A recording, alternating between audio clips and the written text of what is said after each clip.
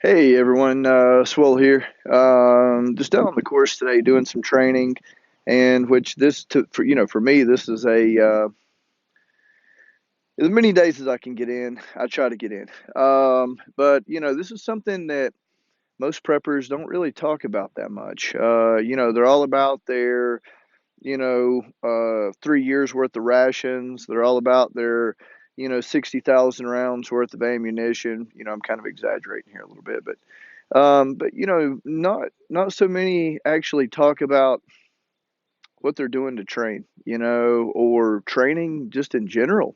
I've seen so many prepper videos with people talking about everything that they have put up and this and fortifying that, and these are all very important things. I don't want to take away from any of them, but you know to me, it seems like more than anything, a lot of these people, what they're really doing is they're setting up a huge stockpile for someone else to come and take, and that's definitely not good.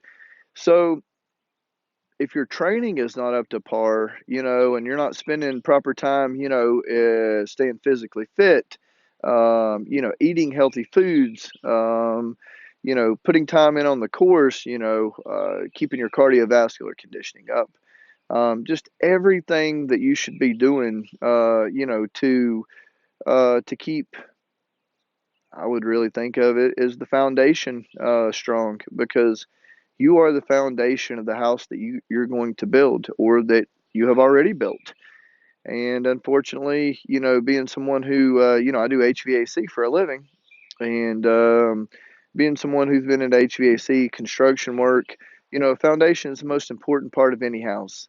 And so many people are all about, what they're putting in the house, that sometimes that they want to speed past certain processes or shortcut, and it really comes back to haunt them later. In construction, though, where we have certain things called code, and people think, well, that code, that's just, that's really going over and above. Code is a minimum level of building.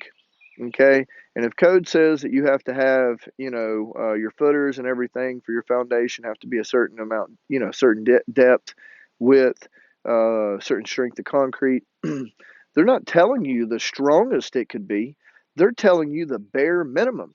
So when we're getting ready for anything, and it's not that we're getting ready for the second apocalypse, or excuse me, the apocalypse, or the second coming of Christ, or anything else. It's that we're getting ready for anything that could put our family in jeopardy, anything that could put us at jeopardy. And so I was just thinking about that. When I was training, I was like, wow, I watch so many videos and see so many people, and what they're talking about, and I am far from the expert. I do not claim to be an expert in very, very few things. And But I do try to make myself knowledgeable in a lot of different aspects. And so, something I, just really come to me is that, so few people, you have people who's big into training, big into shooting, like I shoot three gun. And so, but you have so many people who they have a lot of guns, they have a lot of bullets, and they just continue to stockpile these things up. And it's like, what can I, add to my collection? And more than anything, it's just a collection for them. It's not actually um, a usable item, and whether, it's your pack, whether it's, your gear, whether it's your guns, whether, it doesn't matter what it is, it should be usable, functional gear. And that means usable for you, not usable. It's obviously it's been proved to be usable, as far as in the field, because, these items, for the most of us, we're, buying more high quality things. And so they have been proven, but have you proven that you can use these items, this gear, these guns, this whatever it is you're adding to your arsenal? But I'll just kind of show you around a little bit about what I have, kind of the way that I train, things like this. As far as today, I'm just running pistol. I'm not I'm not running three gun today just because I'm like everyone else. Ammo is quite expensive, and so I can only train certain ways, a certain amount.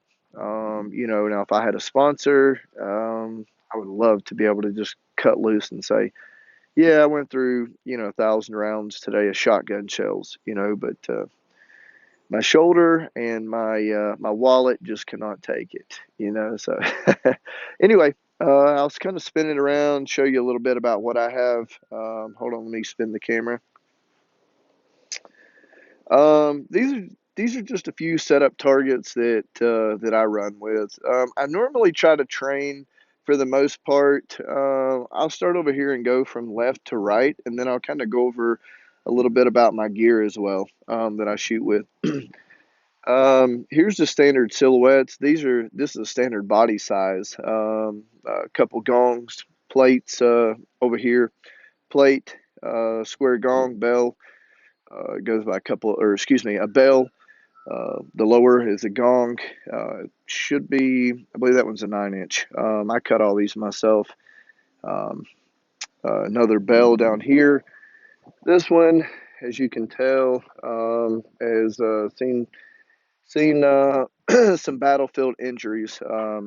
What it is, these clips that they make like this. If you go with just like most of these that, let me get out of here. If you go with most of these that they sell like at Harbor Freight or something like that, they're kind of cheap. So about the first time you clip them with a round, or after they take a few spats of spall, normally they're not set up to be able to take that. But and here we have just excuse me, another silhouette. This one I call the Fat Boy because as you can see, his head's kind of small, body's kind of big. Aim small, miss small. Down here, I've cut a couple of the lower impingements out right here on these frames, just so I could get some larger targets in here, which, as you can tell, I need to get in there with the weed eater really bad, or put enough ammo downrange. You can do a pretty good job there too. Here, it's a paper target stand, and I normally use this for excuse me. This pollen this year is rough. Numbers, colors, and shapes. That's the best one that I could really tell anybody to train with, because it builds comprehensive skills, because what you use as a program or someone calling out like one blue triangle, or square three red, and so you've got to, from the time that they call it out till your timer goes off. That's something we'll get to in just a second as well, but until your timer goes off, you have those amount of seconds to, just a couple seconds to see the targets that you have to acquire, put the rounds down range, and then of course you check your time. Um, the best thing that I could tell anyone to get. Hold on just a second. Let me run up here, and I want to get my timer, because timers are a very important thing to increase or excuse me, to allow you to see your increase, when you're doing better. Okay. The timer I'm using is a CED 7000. This one particularly is getting ready to go back, because, as you can tell, I just got it, and the LED in the bottom of it right here is already messed up. And when I turn it on, I'll kind of show everyone. Hold on just a second. Let me turn it on. Trying to run the camera or excuse me, hold the camera, and you have to mash two buttons. But as you can see, the LED's going out in it down here and right here. But to turn it off and on, You have to hit these at the same time. So going back down, setting up cones, just as far as to allow you to tell the distance between target, and having someone to run the timer is kind of important. Now, as you can tell, um, or excuse me, as you can tell, I used quite a few silhouette style targets. Now, these are called minis. These are for running and gunning. We can kind of get into that later, but just for right now, we'll just talk about, just give you the examples, and we can kind of get into what I'm kind of talking about running and gunning maybe on another video. It's a little bit more than what I was looking to put on this one. But going back down here, of course, another silhouette and gongs. And normally I try to use pretty thick steel. Just as for me to you, try to use 3/8 or thicker. As you can tell, it's some pretty thick steel here. I think that's 3/8, but I've got quite a few that's a 1/2 inch. And I've got a few that I'm building right now. We'll show, in a later time. Now here is how these stands originally was. They had this lower brace down here, because I just converted um, some like nitrogen bottle tanks, holders, what they actually ship nitrogen tanks and very large gas tanks in. I'll just chop those out, and as you can see from that one and over here and these two, I actually cut that out. This one, I'm going to do the same thing. I have a couple targets for here and a couple more for right down here that I'm going to be putting in. But yeah, just having, you know, I guess when you're very first starting shooting, to getting into shooting, if someone was going to any kind of range is going to be a good thing. But the problem is, as we were talking about before, like running and gunning, um, these are usable shooting situations, I guess you could say, or excuse me, usable training scenarios, if that would be the way that you wanted to look at it. But basically, what you're wanting to do is out here, you know, you know, run, set up certain cones, things like that, to where you're going to call them firing points. And then at that time, you're going to have 2 or 3 targets. It's already picked. Those are going to be the targets that you're aiming for. You're trying to set up in situations to where you're going to have to almost be cross shooting. So number one in the front here, he would actually be an innocent bystander. The one at an angle behind him and the one at an angle behind that one will be actually 2 of your targets, or 2 of your what you're trying to shoot.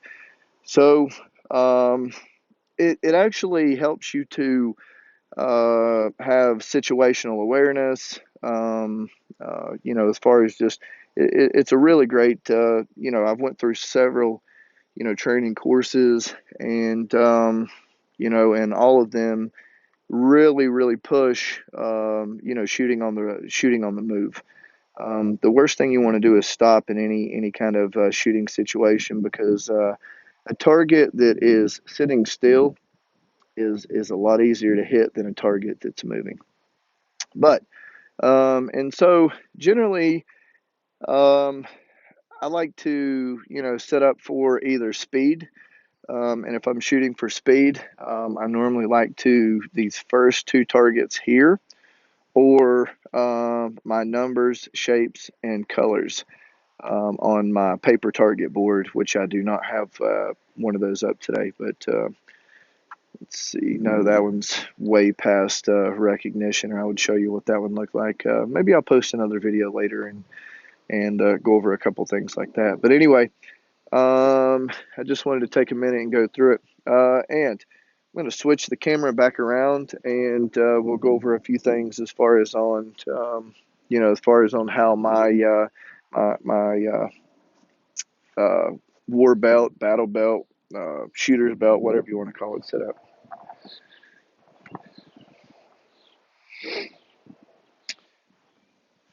All right.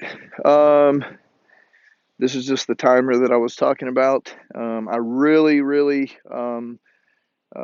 cool guy that I met not too long ago. His name's Ray. He shoots with Cobalt Kinetics, and check out his channel. He's got a great, very much better than my channel. But we're all learning as we go along, and we can kind of teach each other stuff. But anyway, this is the timer that he recommended to me. The CED 7000. The one I had before this was not nearly as good, but it got ran over. Long story. Anyway, I guess I can go to my gun belt next, or we can get to the gun belt. I'm all over the place today. Let me just lay this up here. On my gun belt, normally I use a mid-ride holster, just because it puts it a little bit lower for me. And being a larger frame guy, if you're a larger frame guy, I would recommend this by far. Which for the majority,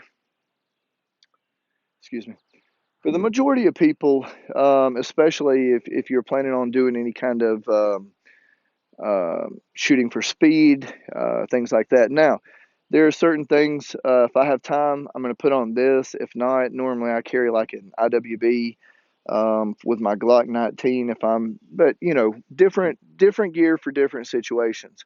I'm not going to go walking around with this particular gear on. If I have time, of course I'm going to throw it on, but if I don't have time, um, well, you grab what you got and go. Normally I would just grab a gun and a magazine and take off out the door.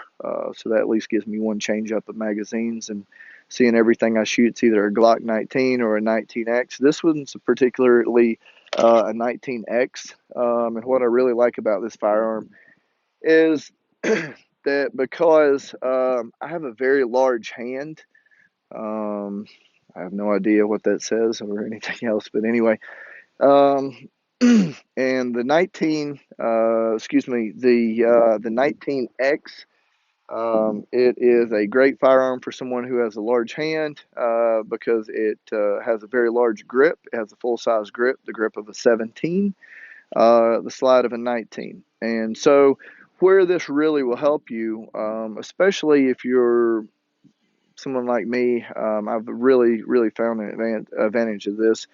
The 19, when I would go to draw, my hand would actually, the grip would be, the very edge of the grip would be inside of my palm, somewhere like right in here, excuse me.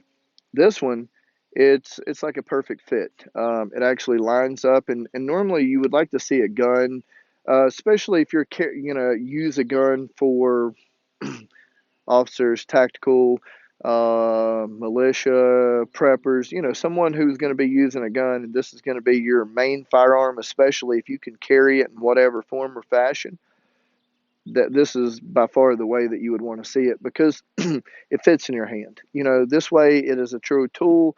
You've got a very good hold of it. Not to say that I don't, I carry a 43 as well, and so I think a 43 is a great, especially if you're carrying it for comfort, and just want to know that you have something there that you can do what you need to do with. I don't want to make this video too long, so I'm just going to go through my battle belt, war belt, shooter's belt, whatever you want to call it, with a quickness, and maybe on another video we can kind of get into gear a little bit more. But anyway, so shoot off of a Safariland mid-ride holster, which it has two ways to lock the firearm in place for long. If you're going to be moving for longer periods of time, you can actually lock in the upper place. This way, you can push it forward, press down, the firearm comes out, and you can go into shooter's position, or putting around sound range. Okay, so um, it's a great, it's a really great holster. What I like about it, just carrying it normally, is it just has a thumb lock, and so you can come out really fast. and it does not have a lot of restriction. I really hate that because if you have a lot of technicalities getting a gun out of your holster, well, that's more time, and that gives whoever you're going to be shooting at, whoever the threat is, more time to maybe put rounds down range, and that's maybe the deciding factor, and it's not good. Okay, so again, I normally like to keep some kind of light on my belt just in case. Maybe it's dusky, dark, which normally I like to carry. This particular holster is not my favorite. I've looked at a few different other holsters, and normally I like to carry like a Streamlight or like this one's a Surefire 6P. But normally, I've been looking at other holsters for my light. I'm just not a fan of this one. This one is a military spec holster. There are better ones out there, but I have not got to actually test one of them out for myself. And I've had several friends that told me try this one, try this, and I've something I want to definitely try. Okay. My belt itself, I normally like a Viking Tactical. I have another belt in which I just started changing some of my gear color. Kind of sounds stupid, but anyway, I just used to be more of like in the Coyote, Flat Dark Earth. Huh, not sure what that was, but anyway, and just for training purposes, and when you live like where I live, anywhere in the Appalachian Mountains, maybe Coyote or Flat Dark Earth is not the greatest. It's not going to be a bad color, but I'm more of a fan of the Cry Multicam, and so the new belt that I have ordered now, it's another Viking Tactical. Just waiting on it to come in. Maybe you'll get to see it on my other videos. Spinning around, this is just like a standard multi-tool. This one particular one is a Leatherman. It has a sight tool on it as well, so that you can adjust, your standard iron sights. So really great tool. It's got a bore tool and a couple other things on it, but really great tool. I have one on every belt I have. I even carry one at work, just because it's very invaluable. It's great in a lot of situations. Spinning the HSGI. Getting a little close to the. Maybe you can't see. HSGI tacos. These have been the greatest thing to me since I started shooting. The old style holsters that I had, just the standard military holsters, not the greatest. They're very heavy duty, durable. Don't no one get mad at me. I'm not talking smack about mil spec stuff. It's just that for me personally, and shooting for speed, and in my particular situation, I need things that are more compact. And with these, that I can get a mag and a rifle magazine all in one. They got the tensioners on the side, so you can almost put just about whatever kind of standard rifle mag you want in there. AK, AR. I don't think it really matters. And then I've got just a couple more. These ones I have back here are some of my older ones, and that these are actually, if you can see them, these are actually a Condor style mag. I like them. There's some that I've had for just a little while, but ever since I got these HSDI tacos, it's just really hard to beat. And then normally on my back, I normally carry some type of a knife, and I don't want to push mine, but I like the Rat. They're just really good knives. This is actually a Rat 3. And as you can tell, I've put this one through somewhere. Anyway, that's just a few things as far as on my belt, and talking about training today. Starting to get a little bit later, and I'm wanting to do a little bit more shooting. So until next time, hope everyone's well. Take care. God bless.